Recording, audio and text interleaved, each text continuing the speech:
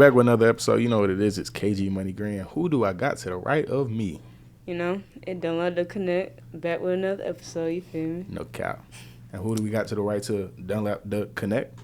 Phyllise Jade in the spot. What's good? Ooh, a little spicy, Yeah, a little was spicy. nice.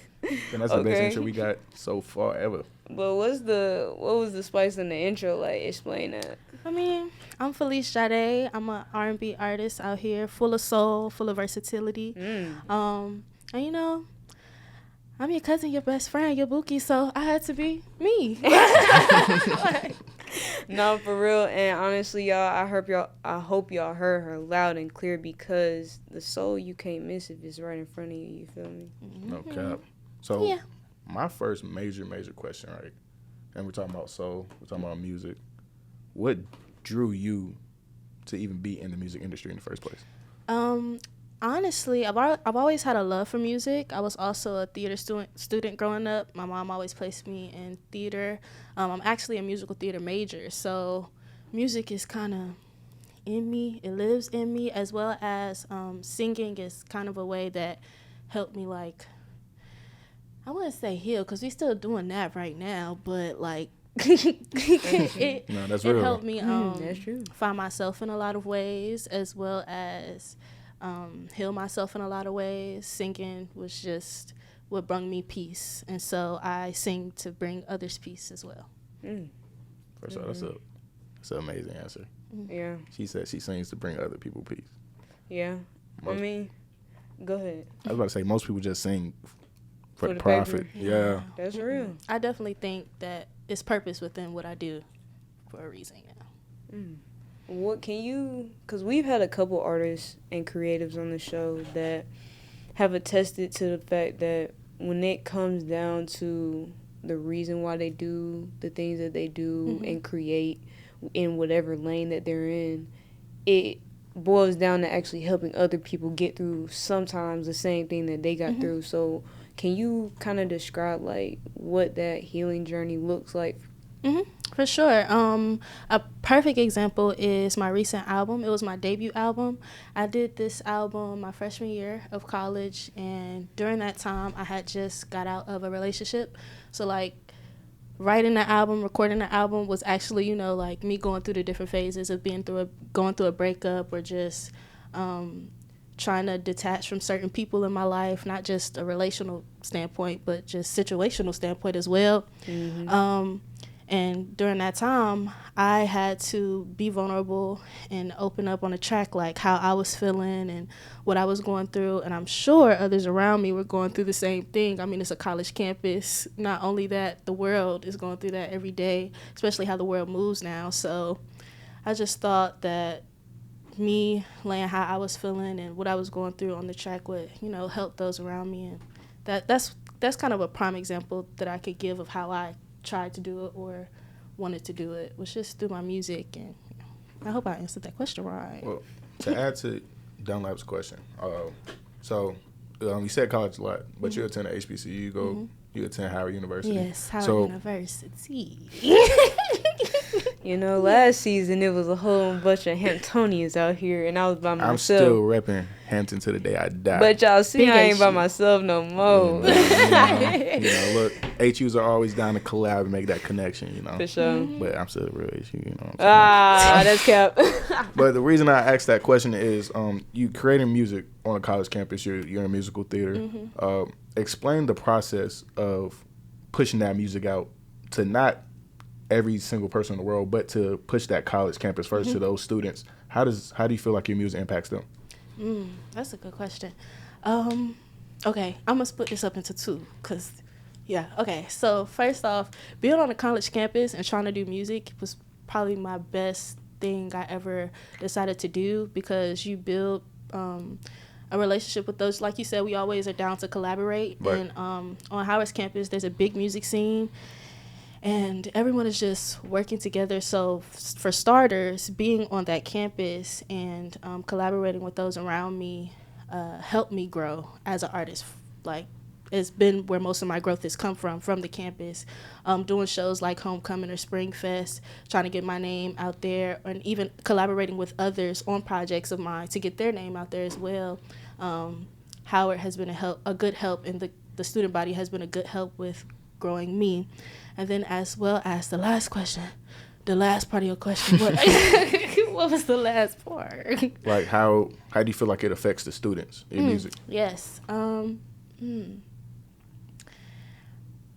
Okay. So I think that it affects the students just as much that it affects me, as far as like how we spoke about before with the healing aspect of how I try to use my music to heal others. I think especially on a campus like Howard, where everybody is gunning for something and everybody is like on their Zoom, on clock, like I feel like at times students there do get low. I feel like at times students there don't feel heard. I feel like at times students there just need something to take their mind off of the extracurriculars that they're working on or things like that.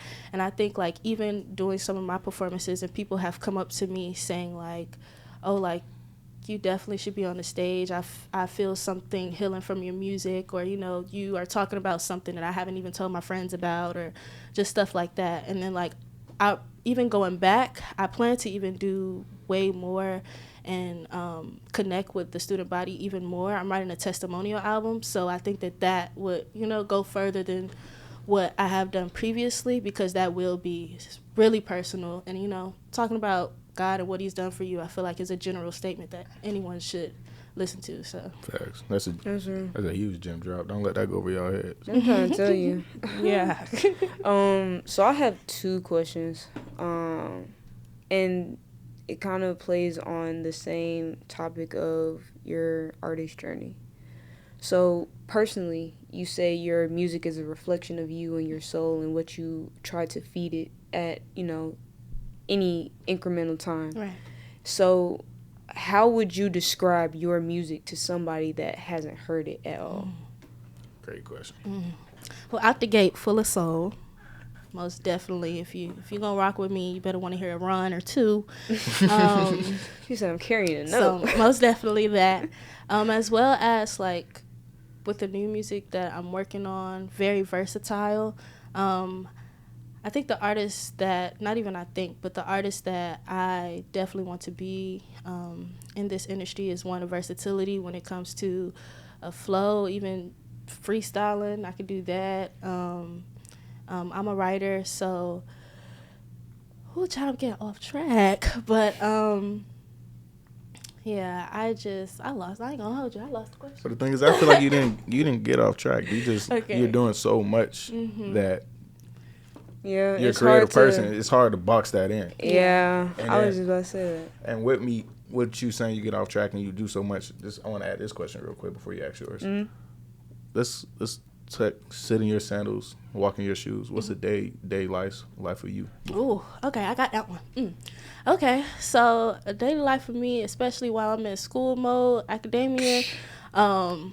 My program doesn't play. What'd you say? I said walking up that hill. Yeah. First off, 8 a.m. I had to walk up that hill, get to dance class. A good ballet dance class. Not the warm up on the way to the class. Oh, child. Then, you know, some days I'm feeling froggy. I might work out before, but that's pretty much a workout in itself. Oh, I'm trying to tell you. Then after that, probably vocal lessons or anything else to go along with my major. Working on that craft. And then after that, that's when I would definitely put in the time for studio time or even doing writing sessions. And my freshman year was the most pivotal point where I really was juggling both, since I was working on the album. Right. So I would do my whole school day, but then go over to my best friend's house and just be in the studio all night, like, and have to wake up and do the 8 a.m. the next day or the 9 a.m. the next day.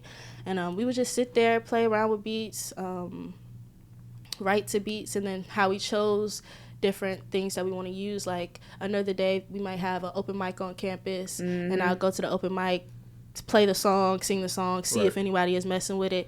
And that's kind of how every day really was. Just trying juggle the two, because I even had to get into it with my program a little bit about just where my focus was and where was I putting my 100%. So even going back this year, my goal is to put 100% into all of that, because before it is definitely a juggle being an artist on campus and in school and just all this other stuff. So yeah, honestly, I'm glad you asked that question, because that ties into the second one I was going to ask you.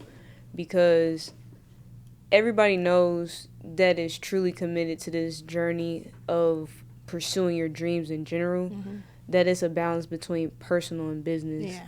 So you told us a little bit about what goes into your music and why it reflects so much of your soul, because you're putting it out as far as energy-wise in all these different avenues to actually create it.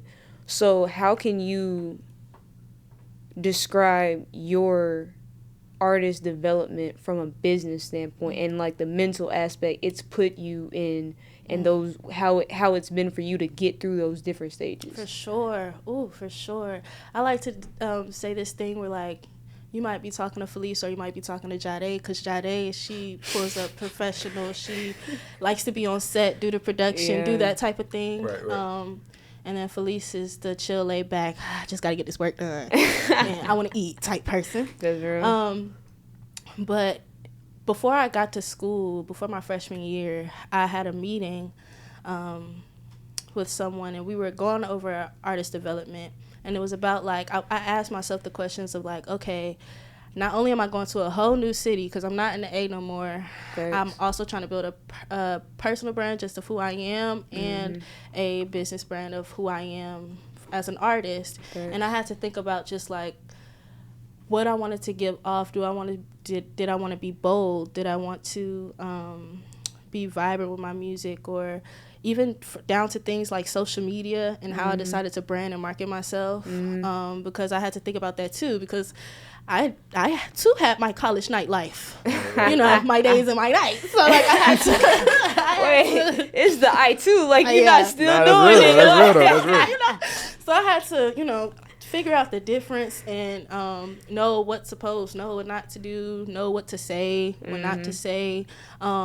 Luckily, I had a mother who stayed in production, so she kind of always coached me growing up, because I've been making music since I was 13. So she kind of always coached me growing up of, like, sooner or later you're going to be in the rooms that you're dreaming of, so you got to learn how to talk, and you got to learn how to you know what I'm saying? I'm sorry, I got to jot this.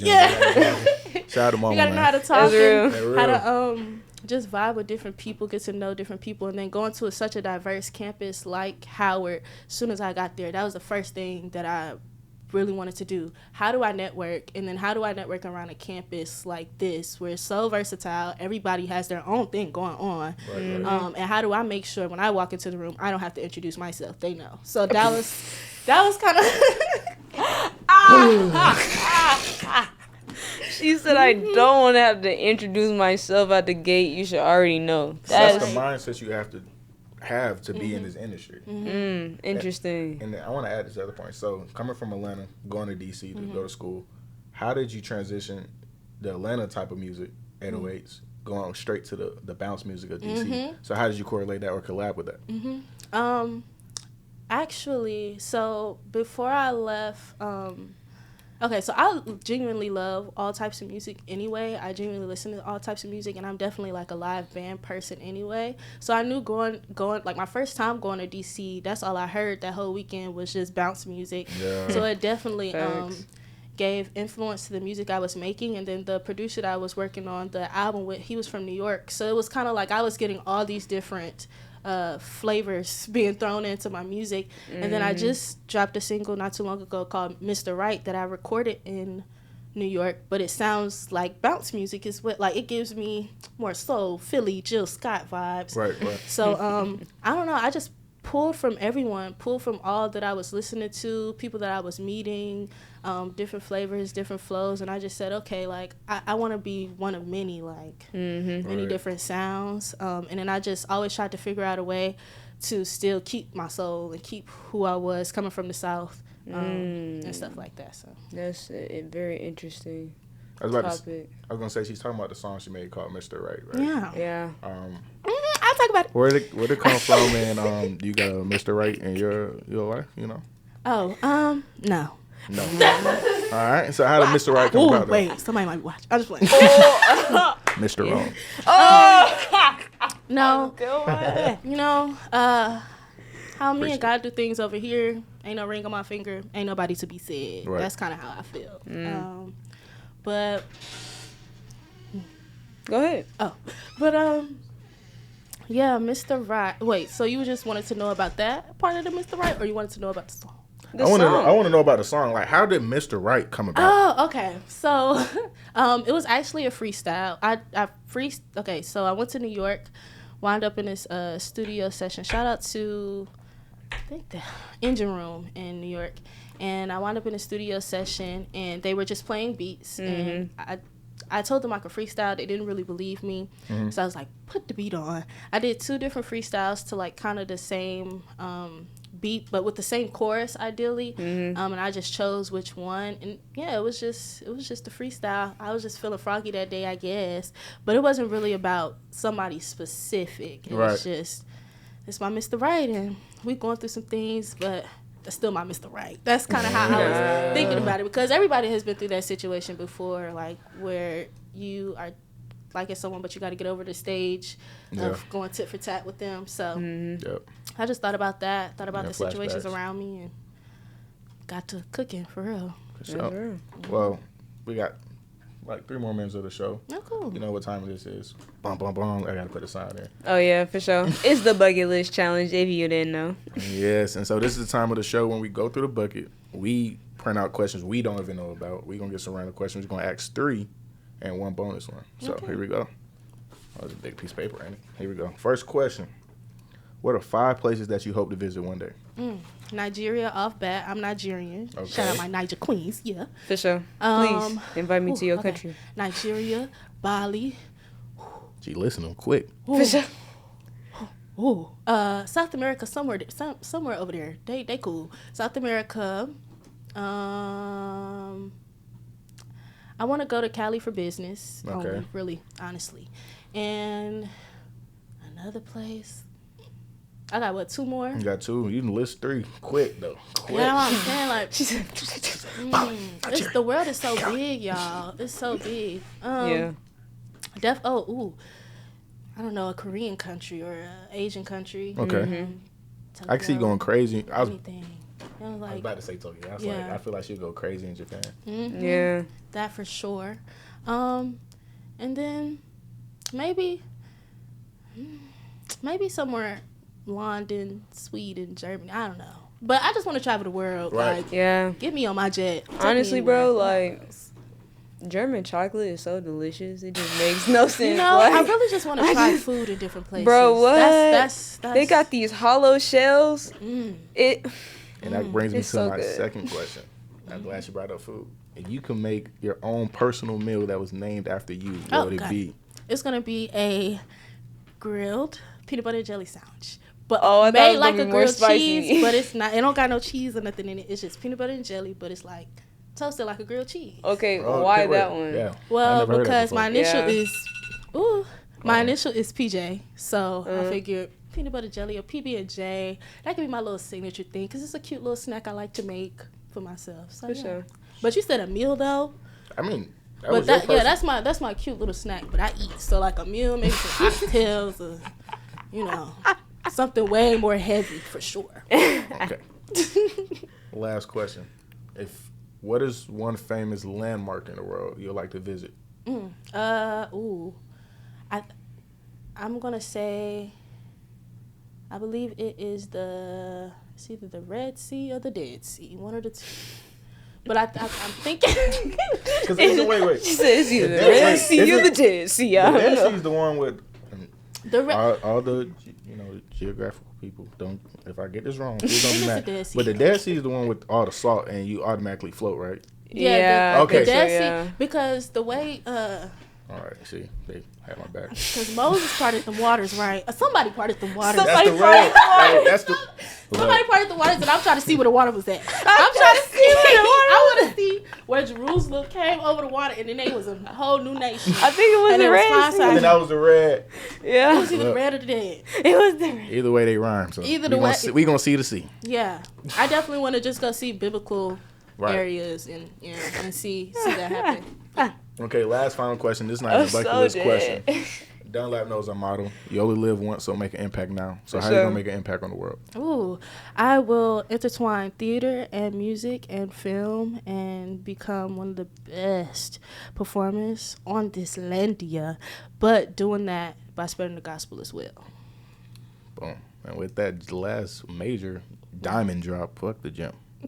My name is KG Money Green. I got who to the right of me. Don't let the connect. And please close us off with your social medias and who you are one more last time. Yes, I am Phyllise Jade, your bookie, your cousin, your friend. And you can find me on all platforms at Phyllise Jade, PhyllIsejade. For For sure. And we out. Make sure you like that video. You only live once. Peace.